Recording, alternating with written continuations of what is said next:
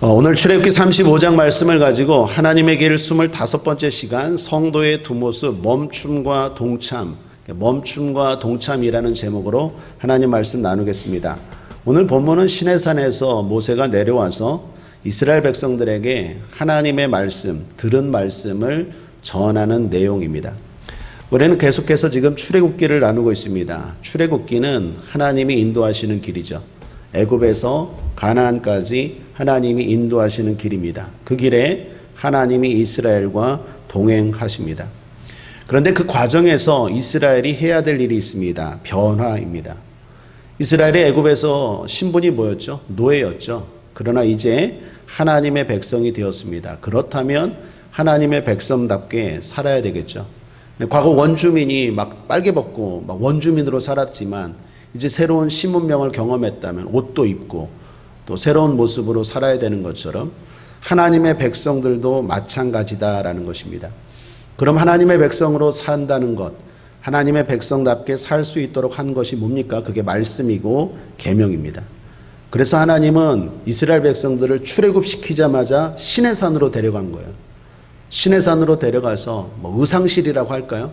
거기서 하나님의 백성으로 거듭나기 위해서 새로운 모습이 어떤 모습인지 하나님의 계명과 하나님 말씀을 모세를 통해서 주신 것입니다.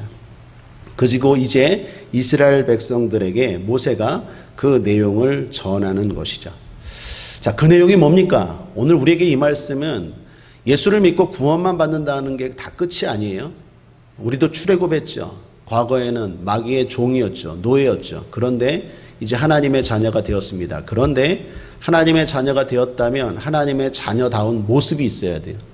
그것이 쉽게 말하면 우리에게 이제 복이 임하고 상이 있는 삶입니다. 자, 그러한 삶에 대해서 지금 살펴보고 있는 거예요. 하나님은 하나님의 백성들이 어떻게 살기를 원하고 또 어떻게 살 때 하나님의 백성은 복을 받고 이 땅을 천국처럼 누리며 살 수 있을까?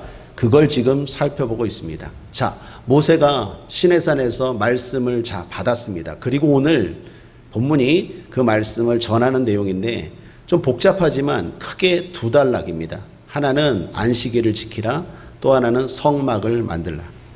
자, 이 말씀을 통해서 하나님의 백성들 어떻게 살아야 되는지 한번 살펴보죠. 첫 번째, 멈춤이 지혜입니다. 한번 따라하겠습니다. 멈춤이 지혜입니다.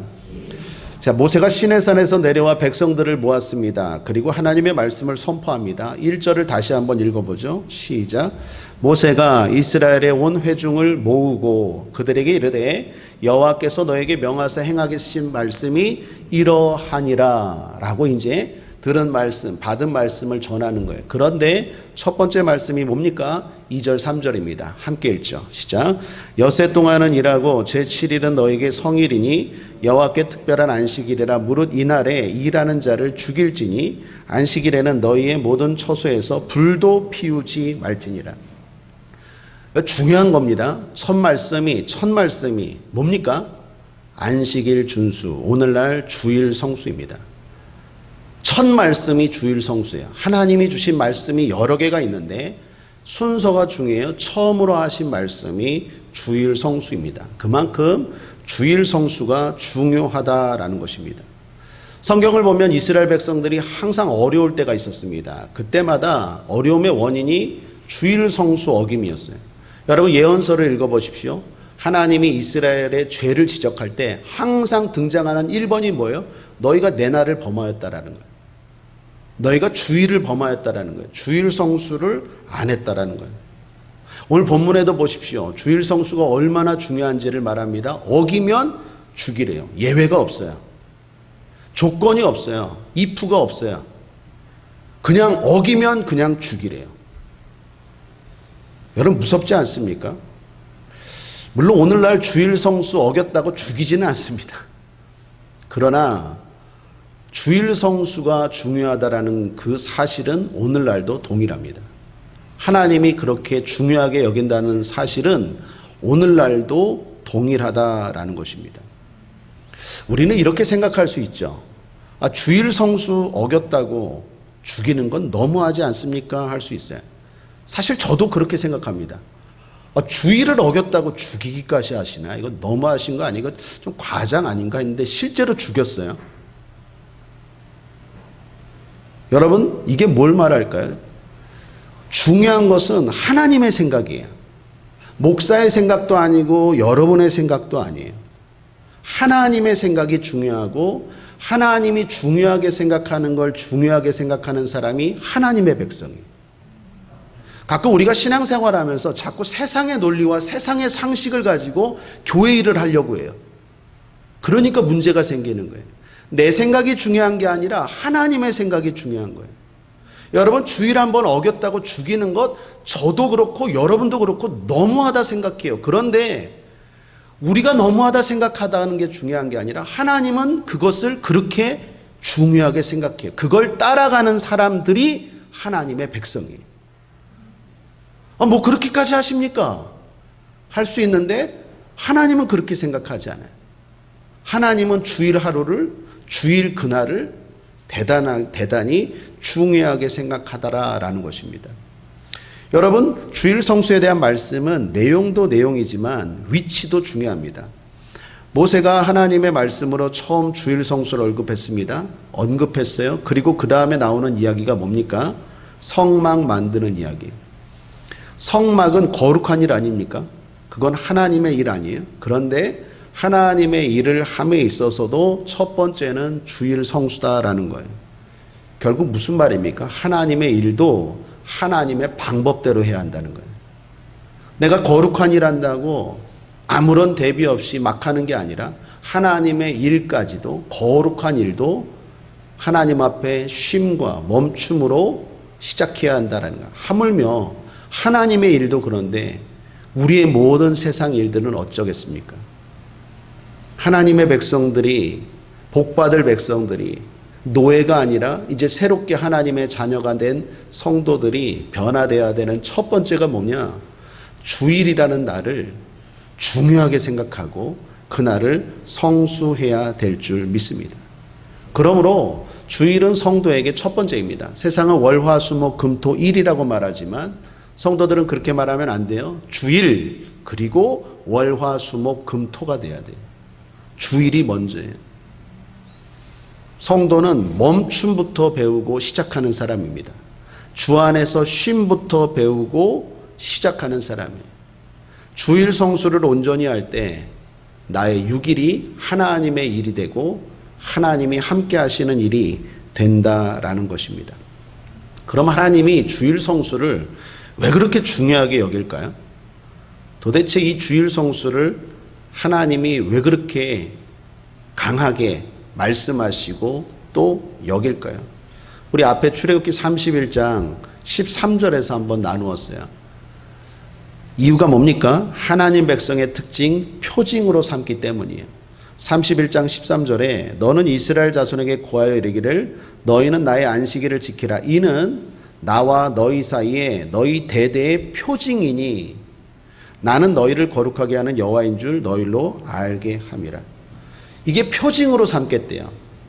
세상에서 살다 보면 이 사람이 신자인지 불신자인지 구별되지 않을 때가 많죠. 저도 동네 나가면 이 사람이 목사인지 동네 아저씨인지 구별이 안 되잖아요. 그죠? 여러분, 구별을 어떻게 하겠다고요? 여러분이 세상 속에서 사업을 하고 직장에 다닙니다. 그 속에서 내가 하나님의 자녀인지 아닌지를 구별하는 방법으로 하나님이 뭘 보겠다고요? 주일 성수를 보겠대요. 그게 표징이래요. 요즘 백신을 맞죠? 백신을 맞는 사람들은 마스크 벗어도 된대요. 혹시 여러분 백신 다 맞으신 분들은 마스크 벗으셔도 돼요? 나라가 벗으셔도 된대요. 그런데 백신을 맞았는지 안 맞았는지 확인할 길이 없잖아요. 그래서 정부가 이거 고민한다는 얘기를 들었어요. 이 사람이 진짜 백신을 맞았는지 안 맞았는지 확인할 길이 없잖아요. 여러분, 주일은 우리 성도가 보혈 백신 맞은 날입니다. 그거 확인하는 표징이에요. 내가 주일 성수함으로 말미암아 내가 하나님의 자녀라는 정체성이 회복되고 뿐만 아니라 세상 사람들에게 하나님 앞에 사탄에게 난 하나님의 자녀야 라는 표징으로 보여주는 것이 주일 성수예요. 저와 여러분이 생각하는 것 이상으로 주일을 소중하고 귀하게 여기기를 주님의 이름으로 축원합니다. 이건 어쩌면 이 세상의 조류와 반대되는 이야기일 거예요. 이 세상이 말하는 메시지와 반대되는 이야기예요. 그래서 진리의 길은 좁은 거예요. 십자가의 길은 험한 거예요. 사람들은 다 넓은 문으로 가요. 뭐 그렇게 주일이 중요하냐라고 말해요. 그러나 하나님은 절대로 그렇게 말하지 않아요. 저와 여러분의 생각이 주일에 대해서 좀 더 중요하게, 좀 더 소중하게 여길 수 있게 되길 바랍니다. 1995년 6월 29일을 기억하십니까? 그날은 강남 사람들이 좋아한다는 주로 명품을 취급하는 삼풍백화점이 무너진 날이었습니다. 수많은 사람들이 죽고 다쳤죠. 또 우리 모교였던 인천순복음교회는 삼풍백화점 사건을 통해서 최성규 목사님이 효운동하기 시작했죠. 거기서 살아난 새 청년들 계기로 효운동이 시작되기도 했죠. 삼풍백화점이 무너짐으로 말미암아 피해액이 2,700억이 넘었어요. 돈도 돈이지만 끔찍한 사고였습니다. 그때 삼풍백화점 사장이 이한상 씨인데 이 일로 인해서 업무상 과실치사 혐의로 징역 7년을 받고 감옥에 들어갔습니다. 사고가 남과 동시에 하루아침에 호화로운 삶은 끝나고 옷 한 벌, 숟가락 하나 제것 없는 삶이 시작됐어요. 감옥에 들어갔어요. 이분이 원래 성도인 거 아십니까? 삼풍백화점 사장님이 원래 성도였어요. 초등학교 때부터 어려서부터 신앙생활 잘했던 분입니다. 주일 성수 철저하게 했던 분이에요. 그것 교회가 인정해서 교회도 그분의 신앙을 높이 평가해서 30세가 되기 전에 집사직분 받았어요. 여러분 집사직분 언제 받으셨습니까? 이분은 30세가 되기 전에 교회에서도 성도들도 인정해서 집사직분을 주었어요. 문제는 사업이 잘 되니까 자꾸 하나님을 멀리하는 거예요. 신앙이 흔들리기 시작하는 거예요. 자신의 공로라 생각하고 하나님의 은혜를 잊어버리기 시작합니다. 그래서 그동안 열심히 드렸던 예배도 기도에도 점점 빠지기 시작하고 말씀과 은혜에 대한 사모함도 사라졌어요. 설교 말씀이 하나도 안 들려요. 여러분 내 신앙이 병들면요 어떤 일이 일어나는 줄 아세요? 말씀이 은혜가 안 돼요. 밥이 맛이 없으면 그 사람의 건강이 이상한 거죠. 그죠? 마찬가지예요. 설교를 못해서도 그렇지만 말씀이 맛이 없어요. 은혜가 안 돼요. 그러면 내가 지금 병들었구나라는 징표로 삼아야 돼요. 건강할 때는요 말씀이 꿀송이처럼 달아요. 막 말씀이 궁금해요. 알고 싶어요. 더 알고 싶어요. 더 보고 싶어요. 더 깨닫고 싶어요. 더 듣고 싶어요. 건강한 사람이. 병들면 어떤 일이 일어나느냐? 말씀이 안 들어와요. 왜 저런 말씀 하나? 딴 생각만 온 마음에 가득해요. 이분도 그렇죠. 점점점 이게 하루아침에 그렇게 되는 게 아니에요. 점점 그렇게 되는 거예요. 나중에는 주일도 빼먹어요. 그리고 골프 치러 갔대요. 그러다가 결국 삼풍백화점 무너진 거예요. 그날 이후로 이분이 졸지에 명품을 다루는 백화점 사장에서 깜빵 들어간 거예요. 깜빵에서 7년 동안 후회하고 눈물 흘리고 회개하고 다시 하나님 앞에 말씀 붙잡고 거기서 기도하고 지금은 제가 알기로 몽골에 가셔서 자비량 선교사 하고 있다는 소식을 들었습니다. 사랑하는 여러분, 하나님의 나를 중요하게 여기고 하나님의 은혜를 망각하지 않고 하나님 없이도 잘 된다는 생각을 버리고 늘 주님을 의지하는 저와 여러분 되길 바랍니다. 하나님이 중요하게 생각하는 것 중요하게 생각해야 돼요. 모세의 첫 일성은 주일 성수였다라는 것 여러분 기억하시고 주일 성수가 한 주간의 첫날이라는 것, 첫 단추라는 것.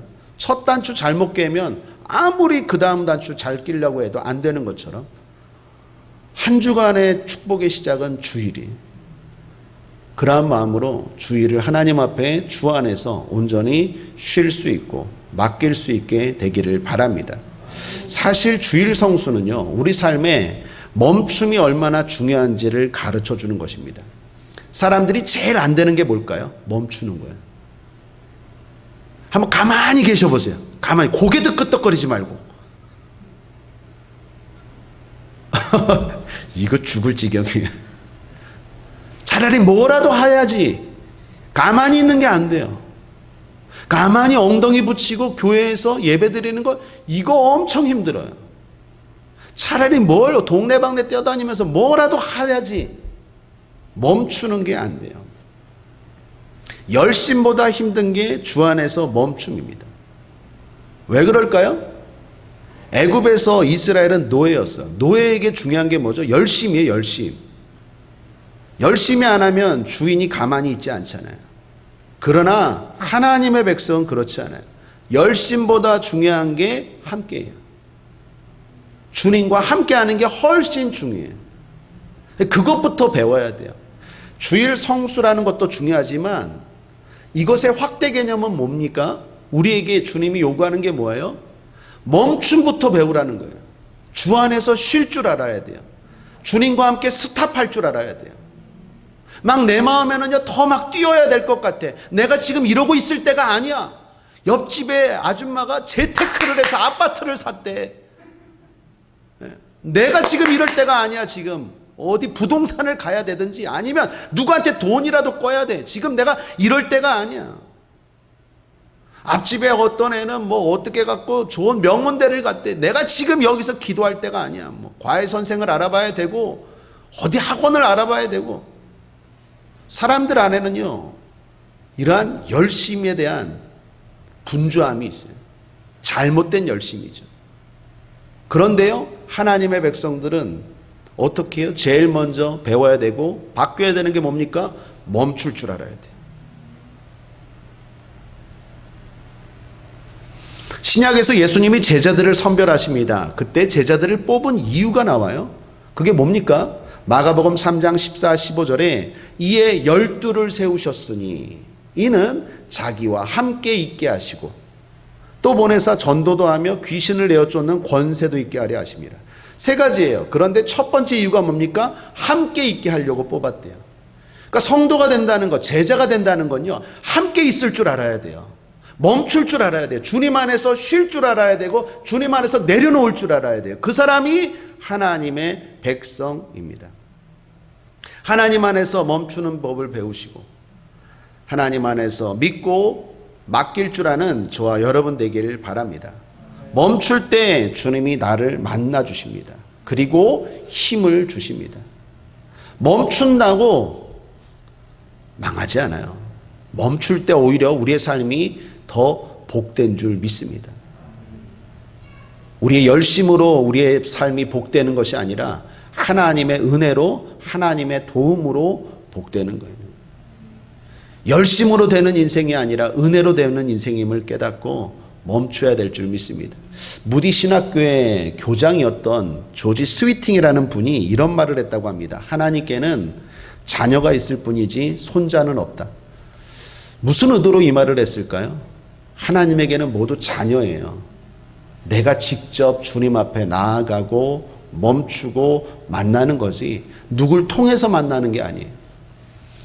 여러분 한 사람 한 사람이 멈추고 주님 앞에서 쉼을 그리고 주님 앞에서 맡길 줄 알고 주님이 주시는 힘과 능력으로 충만하여 한 주간을 더욱더 복되게 살게 되는 그런 거룩한 습관이 있게 되길 바랍니다. 이 금요철야 기도에도 멈추는 시간이죠. 어쩌면 우리 마음이 불안할지 몰라요. 이 자리에 앉아있는 분 가운데 혹시라도 마음에 두려움과 또 문제 때문에 여러 가지 일들 때문에 마음이 복잡하고 또 마음이 어려운 분들 계실 거예요. 하나님 보고 계세요. 멈춰라. 네가 그렇게 분주하게 뛰어다닌다고 될 게 아니야. 네 삶이 이렇게 어려워진 건 네가 멈출 줄 몰라서 그래. 하나님의 백성은 노예가 아니야. 노예처럼 일한다고 되는 게 아니라 하나님의 백성은 멈추는 것부터 배워야 돼. 멈출 줄 알 때 우리 인생이 더욱더 풍성하고 행복하고 평안한 삶이 될 줄 믿습니다. 어쩌면 우리의 문제는 너무 과도한 열심, 잘못된 열심, 하나님의 뜻과 반대되는 욕심의 열심 때문에 우리 인생이 이렇게 힘든지도 모르겠어요. 오늘 이 밤에 이 거룩하고 중요한 시간에 잠깐 내려놓고 하나님 앞에 멈춰 기도하는 여러분의 삶 가운데 하나님의 축복이, 하나님의 충전이 있을 줄 믿습니다. 두 번째, 동참이 축복입니다. 하나님의 일에 동참하는 것은 대단히 복된 일이죠. 그건 우리에게 영광스러운 일입니다. 그리고 그것은 반드시 상이 되고 복이 될 것입니다. 자, 그러면 우리가 하나님의 일에 어떻게 동참합니까? 하나님의 일에 동참하고 싶은데 어떻게 동참하죠? 크게 두 가지예요. 먼저는 드림입니다. 5절을 보십시오. 함께 읽죠. 시작. 너희의 소유 중에서 너희는 여호와께 드릴 것을 취하되 무릇 마음에 원하는 자는 그것을 가져다가 여호와께 드릴지니 곧 금과 은과 녹과 여호와께 드릴지니. 그렇습니다. 하나님의 일에 참여하는 방법, 드림으로 참여해요.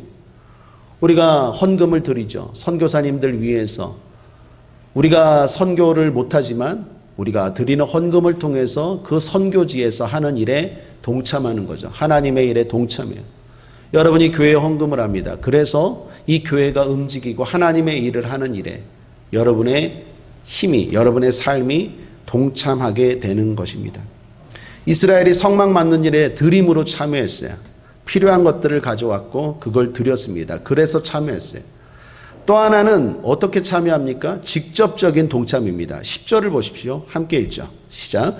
무릇 너희 중 마음이 지혜로운 자는 와서 여호와의 명하신 것을 다 만들지니. 그렇습니다. 기술이 있는 사람, 능력이 있는 사람은 직접 참여해서 만들었습니다. 그래서 하나님의 일에 동참했어요. 그러니까 드림으로 동참하든지 아니면 참여함으로 동참하든지 돈으로 참여하든지 일로 참여하든지. 이게 무슨 말입니까? 누구든지 참여할 수 있다라는 거예요. 나는 동참하지 않으니까 좋다? 그거 어리석은 거예요. 이 하나님 일에 동참하는 게 얼마나 영광스럽고 세상 말로 큰 투자인지 복된 투자인지 몰라서 하는 말이에요. 누구든지 하나님의 일에 동참하고 참여할 수 있어요. 그러므로 사랑하는 여러분, 하나님의 일에 참여하시길 바랍니다. 이건 마치 씨를 뿌리는 것과 똑같아요. 뭔가 심어야 거두죠. 심는 게 없는데 어떻게 거둘 수 있어요? 누구든지 할 수 있어요. 드리시길 바랍니다. 자, 드리는데 기준이 있어요. 세 가지 권면합니다. 그리고 기도합시다. 첫 번째, 주신 대로예요. 오늘 본문 말씀해 보면 하나님께 주신 대로 하래요. 물건을 드릴 때 없는 것을 드리는 게 아니에요. 소유 중에 드렸어요. 금이 있는 사람은 금, 은이 있는 사람은 은, 성막을 만들 때, 휘장일 만들 때 필요한 천이 있는 사람은 그런 거, 가죽 필요한 거 있는 사람은 그런 거, 또는 조각목, 또 필요한 나무들, 이런 것들, 있는 것, 소유 중에 드렸다라고 말합니다. 기술로 동참할 때도 그렇습니다. 가진 기술로 드렸어요. 이 말은 뭔 말입니까? 내가 뭐가 있는지를 먼저 살펴야 돼요. 내가 뭐가 있는지를 살피고 그리고 그것으로 동참하는 거예요. 없는 것 탓하지 마십시오. 하고 싶은데 없어서 없는 것 탓하지 말고 있는 것으로 참여하면 된다니까요. 하나님 없는데 자꾸 드려 하질 않아요. 있는 걸로 드리래요. 그게 돈이든 몸이든. 그래서 내가 뭘 가졌는지를 살펴야 돼요. 물질이 있는 분들 계십니까? 금처럼 많이 있는 분들 많이 드리는 거예요. 동처럼 조금 있는 분들 조금 드리는 거예요. 아니면 시간이 됩니까? 몸이 됩니까? 재능이 있습니까? 달란트가 있습니까? 그런 걸로 드리는 거예요. 똑같이 하나님은 귀하게 받으세요. 그리고 축복하세요. 뭐라도 하십시오. 안 되면 운전이라도 하십시오. 운전면허는 있을 거 아니에요. 안 되면요 주보라도 나눠주십시오. 안 되면 빨래 대걸레 가지고 청소라도 하십시오. 복도. 드림이 중요해요. 참여가 중요해요. 제가 본교회 가면요 저를 사랑해 주시는 집사님이 계신데 사업하는 집사님이거든요. 그분이 저를 만나면 꼭 이런 말을 해요. 목사님, 내가 사업 잘 되면 영종도에 제일 큰 교회 지어드릴 거예요. 10년 동안 얘기해요. 10년 동안. 지금도 사업이 안 돼요. 바보, 꼭 돈으로만 드리려고 하니까 바보지. 몸 있잖아요, 몸. 왜 꼭 사업이 잘 되고 돈으로만 드려? 교만이에요, 교만. 다윗이요, 하나님 앞에 성전 건축해 드릴까요? 했다가 큰일 난 거 아시죠? 하나님 노여하셨어요. 네가 나를 위해 성전을 건축해 준다고? 하나님 앞에 드려도요, 자세가 중요하다는 거예요. 그 한수 집사님, 제가 너무 고마운데 안타까워요. 사업이 번성해서 잘 돼서 한탕해서 들이 그 10년 동안 다른 거 했으면 얼마나 좋아요. 반대되는 집사님들, 권사님들, 안수 집사님들, 성도님들도 얼마나 많은지 몰라요. 자기가 있는 자리에서 자기가 할 수 있는 것으로 심는 거예요. 여러분, 매일매일의 삶은 심는 거예요. 우리가 하는 모든 것들이요, 심는 거예요. 심으십시오. 그래야 미래가 기대가 돼요. 뭐라도 할 수 있어요. 교회는요, 하나님 앞에는 뭐라도 할 수 있어요. 정 안 되면 주방에서 설거지라도 할 수 있고, 청소라도 할 수 있고, 뭐라도 할 수 있어요. 여러분 삶을 살피시고 하나님 앞에 동참하고 드릴 수 있게 되길 바랍니다. 드림의 첫 번째 기준, 주신 대로예요. 그러니까 나에게 뭘 주셨는지 그거 살피고 그걸로 참여하면 되는 거예요. 꼭 누구처럼 멋지게 사업에 성공해서 그냥 뻥뻥, 교만이지 교만. 그게 무슨 드림이에요. 그러니까 하나님 기뻐하지 않아요. 하나님은 돈이 없습니까? 이 착각들을 하는 것 같아요. 하나님은 거지가 아니에요. 하나님은 가난하지 않아요. 하나님 내 돈 없어도 선교할 수 있고 내 돈 없어도 하나님의 교회에 움직일 수 있어요. 중요한 건 내가 참여하는 게 내가 복이에요. 10년 동안 사업이 잘 돼서 우리 교회 지어주겠다고 하는 그 안수 집사님, 너무 고마운데 안타까워요.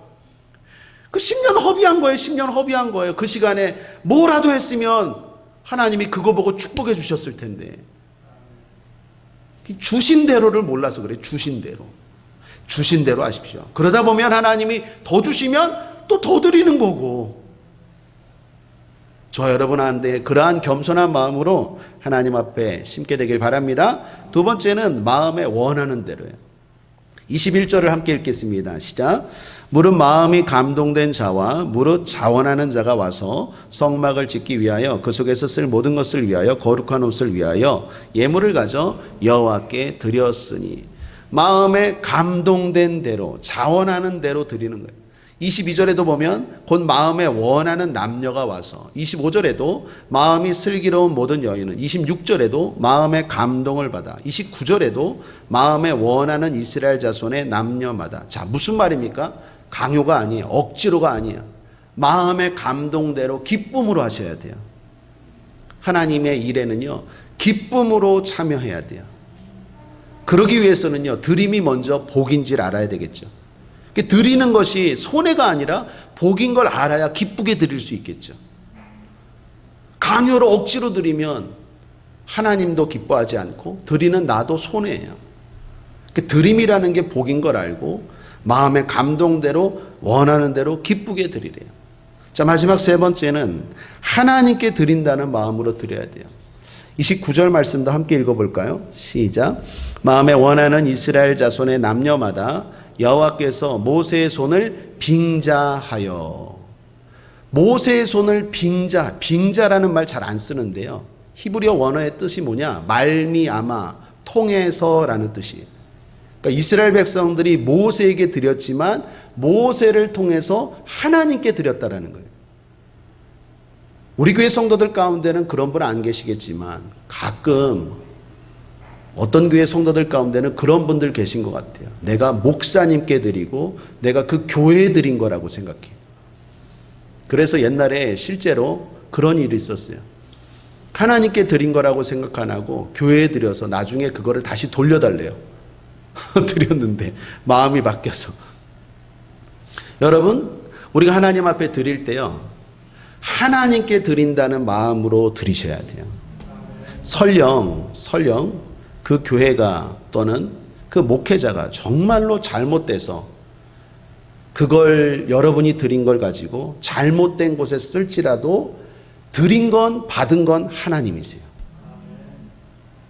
아멘이십니까? 하나님께 드려야 하나님이 복을 주는 거예요. 목사에게 드리는 게 아니라 하나님께 드린다는 마음으로 목사나 교회라는 조직이나 기관이나 이건 다 통과하는 과정이고 받으시는 분은 하나님입니다 라는 마음으로 드리고 그리고 잊어야 돼요. 그런 마음으로 드릴 때 하나님이 축복하시고 하나님이 역사할 줄 믿습니다. 오늘 이 기도도 마찬가지입니다. 하나님이 받으시는 줄 믿습니다. 간혹 가다가 제가 송구한 마음이 있어요. 어떤 마음이냐면 저에 대해서 되게 미안해 하더라고요. 아, 목사님 예배 드려야 되는데 빠진 거 미안해요. 아, 기도에 드려야 되는데 빠진 거 미안해요. 수요 예배 드려야 되는데 빠진 거 미안해요. 저를 생각하고 그리고 저한테 미안해하는 마음은 감사한데 궁극적으로 내가 예배를 드리고 기도를 하는 것은 저에게 보이는 것이 아니라 하나님께 보이는 것인 줄 믿습니다. 여러분 그런 마음으로 오늘 이 자리에 오신 줄 믿습니다. 하나님께 드리는 거예요. 기도도 마찬가지고 예물도 마찬가지고 하나님이 오늘 우리의 기도 우리의 모든 것들을 받으실 줄 믿습니다. 자, 한 가지 예화만 소개하고 말씀을 정리하죠. 하나님께 기쁘게 자원하는 마음으로 드려서 복된 삶을 누린 사람을 한번 소개하겠습니다. 일제시대 평안북도 정주에 백영순 집사님이 계셨습니다. 이분이 섬기는 교회가 건축을 하는데 뭘 동참할까 고민하다가 마침 유산으로 물려받은 논 서마지기가 있었답니다. 그래서 그걸 바치기로 결심했대요. 그래도 마음이 부족해서 교회에서 사찰로 몸으로 봉사도 했대요. 이 소문이 알려졌어요. 그래서 미국의 선교사인 맥퀸이라는 선교사님이 그분의 자녀를 공부시켜 주었답니다. 그래서 그 아들이 영창중학교, 중국에 가서 신성고등학교, 그리고 미국에 유학 가서 유명한 대학까지 나와서 목사가 되었습니다. 이분이 누구일까요? 지금의 연세대학교의 전신인 여의전문의 교수로 지내다가 문교부 장관도 하시다가 연세대학교 초대 총장을 지냈던 바로 백낙준 박사라고 합니다. 그분의 어머니가 지나온 시절을 회고하면서 이렇게 간증했대요. 당시 전답을 팔아서 공부시킨 자식들은 친일파가 되어서 매국노와 같은 일본의 앞잡이 노릇을 했는데 나는 논을 팔아서 교회 하나님께 바쳤더니 하나님께서 공부시켜 주어서 세상을 밝힌 위대한 인물이 되었네. 사랑하는 여러분, 하나님께 드림은 공짜가 없습니다. 하나님이 다 갚아주실 줄 믿습니다. 여러분에게 무엇이 있든 주신 대로 마음의 감동대로 기쁘게 하나님께 드리면 그걸 통해서 그걸 빌미로 하나님은 축복하실 줄 믿습니다. 없는 걸 억지로 달라 그러질 않아요. 오늘 말씀에서 제일 중요한 거예요. 내가 뭐가 있는지를 먼저 살피십시오. 그리고 그거라도 하나님 앞에 참여하십시오. 어린아이의 도시락이 5,000명을 먹인 것처럼 도시락도 쓰임받을 수 있어요. 모세가 가진 지팡이가 홍해바다를 가른 것처럼 지팡이만 가지고도 쓰임받을 수 있어요. 목동 소년이 돌멩이로 쓰임받은 것처럼 돌멩이 가지고도 골리앗을 이기는 하나님의 일에 쓰임받을 수 있어요. 나에게 뭐가 있는지, 기술이 있는지, 능력이 있는지, 시간이 되는지, 몸이 되든지, 아니면 돈이 되든지 하나님 앞에 무엇이든지 동참하여서 하나님 앞에 복된 삶을 누리는 저와 여러분 되기를 주님의 이름으로 축원합니다. 말씀을 정리합니다. 성도의 두 가지 모습이라는 제목으로 오늘 출애굽기 35장 말씀을 나누었습니다. 하나님의 언약 백성인 성도의 두 가지 중요한 모습을 보았습니다. 그중 하나는 멈춤입니다. 주 안에서 멈출 줄 아는 사람이 성도요 지혜입니다. 또 하나는 동참입니다. 돈이든 일이든 시간이든 기술이든 물질이든 하나님의 일에 동참하는 사람이 복된 성도입니다. 그러므로 멈춤이 지혜요 동참이 축복입니다. 이걸 알고 살아가는 저 여러분 되기를 주님의 이름으로 축원합니다. 기도하겠습니다. 좋으신 하나님 아버지 감사합니다.